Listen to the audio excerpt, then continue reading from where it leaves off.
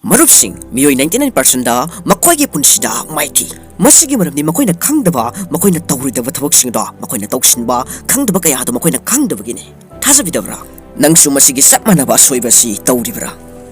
Hayeng tawroge, hayeng dagi hawkurga adom tawdaba. Nangi thabak adudi action do onthakra haibadudi sungot onthokdaba. Marupsing nang nathantana mai pakpagi manglana do mangmanate. Miyoi kaya amasu manglibani haibasa atongi punshida kawiroidabani. Adubu manglibani haisabani makoy na matam mangali arembada distraction oiba posa kaya amada matam mangali chap chaba matam ngaidra lei marupsing kaubi kanu perfect moment haibasa kaidonu da leite ngasidagi haurasi ngasidagi tabagaduda hausinsi paikhachi matam chaba ama ngaibada nangi punshida atumak loi khibata bane ningsingsi amuk taga nangi punshida chap chaba matam haibada leite